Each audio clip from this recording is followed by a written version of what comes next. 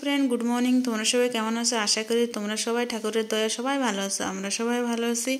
আর সকাল সকাল আমি দেখো স্নান ধান করে রেডি হয়ে এবার বেরোচ্ছি। আমি বাবার ধারে যাব। প্রত্যেক সোমবার আমি বাবার কাছে যাই। বাবার সাথে সপ্তাহে একবার দেখা, সব দিন গেলে হয় কিন্তু সব দিন না হয়ে ওঠে না। একদিন সপ্তাহে একদিন বাবার কাছে যেয়ে কিন্তু মন টন খুব ভালো হয়ে যায়।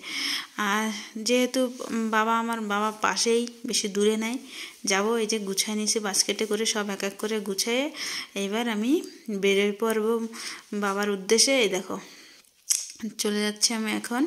আর এই যে রাস্তায় আমাদের এইখান থেকে না মন্দির সব ধারে গেছে, বেশি বেশি দূরে না। দেখো দেখা যাচ্ছে এই যে এটা রাম মন্দির, এই পাশে বাবার মন্দির। এই যে ঢুকতেই রাম মন্দির আমাদের এখানে পুরো পাশাপাশি। আর বেশি মানে হেঁটে আসতে গেলে 5 মিনিট, এতটা দূর। আর এই পাশে রয়েছে বাবা।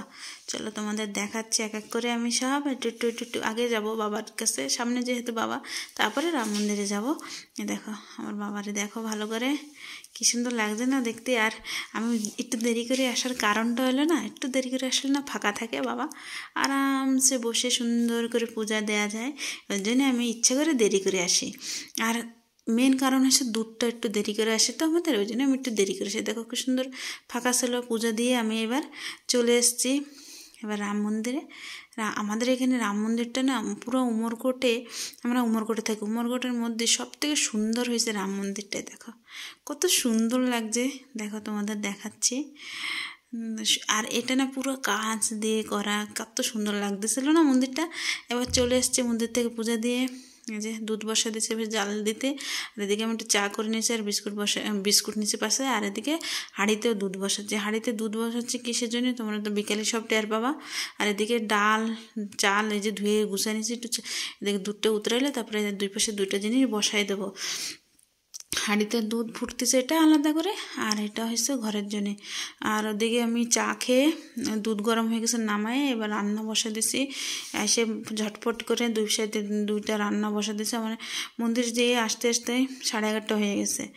আর এদিকে ভাত উতরা এসে ভাতটা না মানে দেখতেছি ঠিকঠাক আছে কিনা। আমাদের না ভাতটা উতরালে একটু বন্ধ করে রাখা হয়। তাই এদিকে আমি আবার ভাজা বসা দিছি, গাজরটা কাটে নিছি। আজকে যেহেতু সোমবার আমরা নিরামিষই খাই। আমরা বলতে আমিই নিরামিষ খাই, বাকি বাকি ঘরে বাদ বাকি লোক খায়, যদি হয় থাকে খায় আর কি। আর আমার এদিকে বেগুন ভাজতেছিলাম, একটু বেগুন ভাজা হয়ে গেছে। এবার ভাবছি গাজর ভাজা, আগে বেগুনটা ভাজে নিলে না তাহলে আর একবারে ওই কড়াইতেই হয়ে যাবে, তাই গাজর ভাজা বসা দিয়েছি। এবার বেগুন ভাজাটা তুলে গাজর ভাজা বসা দিয়েছি। ঝটপট করার কারণটা হলো আমার পুচকু চলে আসবে স্কুল থেকে। ও আবার চলে আসলে ওরে আবার স্নান করতে যেতে হবে, ওই জন্য ঝটপট করে নিচ্ছে। তারপরে তো বাকি অন্য কাজও আছে, অনেক কাজ আছে আজকে। তারপর বাজারও যাওয়ার আছে, ঝটপট একটু খেয়ে ঠেয়ে না নিলে না হবে না। আর গাজরটা না আলু দিয়ে ভাজতেছি, আর নুন হলুদ দিয়ে শুধু ভাজবো, অন্য কিছু দেবো না, লঙ্কা টঙ্কা কিচ্ছু দেবো না, যেহেতু শনিবার পুচকু খাবে। গাজর ভাজাটা আগে খেতে ভালো লাগতো না, এখন খেতে খেতে অভ্যাস হয়ে গেছে। যে কোনো জিনিস খেতে ভালো না লাগলে যে কোনো জিনিস খেতে খেতে অভ্যাসে দাঁড়ায় যায় আর কি, অভ্যাসে। আর গাজর ভাজা আমার শুনু পুচকু খুব ভালো খায়, ওদের জন্য বিশেষ করে গাজর ভাজাটা করছি। আর এদিকে দেখো আমার খাওয়া হয়ে গেছে, আমার খেয়ে ঝটপট করে খেয়ে নিয়েছি। খিদে পাইছে সকাল, তোমরা দেখতে পাইছো ওই মন্দির থেকে এসে আমি চা আর বিস্কুট খাইছি। ওরেও মাখা দিচ্ছে, ও একা একা খাচ্ছিল, দেখে দেরি হয়ে যাচ্ছে ওর খেতে খেতে। তারপরে আবার ওরা আমি এই যে বেগুনি করছিলাম, বেগুনি দিয়ে পাতাকপি দিয়ে, ও বেগুন খায় না, ওই দিয়ে সব ভাতটা মাখাই দিছিলাম, ও খাচ্ছিল। তা দেখে দেরি হয়ে যাচ্ছে, ও একা একা খাইলে অনেক দেরি হয়ে যাবে, ওই জন্য আমি ওরে খাওয়াই দিচ্ছিলাম। খাওয়াই দিয়ে তারপরে ভাবছি বাকি যে কাজ আছে সেগুলো করবো। এই সবে পিঠা বানাই ঘরে বসছি, আর ঘরে আসে দেখি আরেকজন শুয়ে পড়ছে, তোমাদের দেখাচ্ছি। আর এই দুইটা সাজের পিঠা, নিজে পিঠা বানালে নিজেই খাওয়া যায় না, এটা সমস্যা। দুইটা সাজের পিঠা বানাইছি বলছি আনছি। আর এদিকে দুইটা তেল পিঠা, দুইটা পাটিসাপটা, আর এই রান্না পিঠাটা আনছি। সাজের পিঠা রান্নাটা আমার বেশি ভালো লাগে। আর এই সাজের পিঠা যদি ঝোলাগুড় থাকে খেতে আরও দারুণ লাগে, কিন্তু ঝোলাগুড় নাই, দুঃখর ব্যাপার ওইটা। ওই জন্যে সেই কী বলে তো 2 পিস আনছি। চিনি দিয়ে ভালো লাগে, আর চিনি আর আনি নাই, যেহেতু রান্না পিঠা রয়েছে এতেই ভিজে খেয়ে নেবো। আর এদিকে একজন ওই যে ঘুমায় পড়ছে, দেখো মহারাজ আমার, ওই যে ঘুমায় পড়ছে। আর এদিকে তো জামা প্যান্ট এখনও গুছাই নেই। বাজারে গেছিলাম, বাজার থেকে এসে ওই রান্নাঘরে না বাজারে গেছিলাম, তারপরে আবার মন্দিরে গেছিলাম দীপলাগাতে, সেটা আর তোমাদের দেখানো হয় নাই। সন্ধ্যার সময়, সোমবার দিন সন্ধ্যার সময় মন্দিরে যায়, বেলগাছতলা রাম মন্দিরে, শিব মন্দিরে জল। তোর আবার পাঠু দেখে গেছে। আর দীপ লাগাই আসি, ওরা আমার আঁটুতে ব্যথা হচ্ছে আজকে, প্রচণ্ড আঁটুতে ব্যথা হয়েছে। কী হয়েছে কি জানে, বসতে পড়তেছে, অনেক কষ্ট হচ্ছে। তাও সে পিঠা বানাই নিয়ে এসছে। আর এই জামা প্যান্টগুলো না এখন খেতে পারবো না জানি না, আমি বানাইছি না, নিজেই খেতে পারি না। মা সুন্দর বানায় দেয়, কি সুন্দর খেতে পারি, আর নিজে বানালে না খেতে পারি না, এটা দুঃখের ব্যাপার। আর সময়টা দেখো 9টা হয়ে গেছে, সন্ধ্যার দিয়ে লাগছি।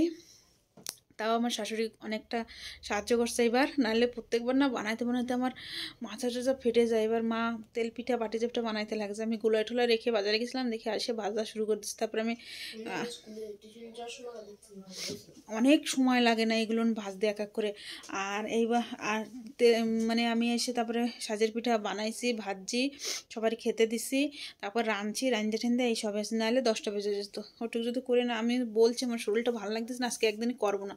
তাই বললো আমি ভাজতে লাগবো ওখানে, পাটিসাপটা আর তেল পিঠাটা আমি ভাজলাম, তুমি সাজের পিঠা বানাই না।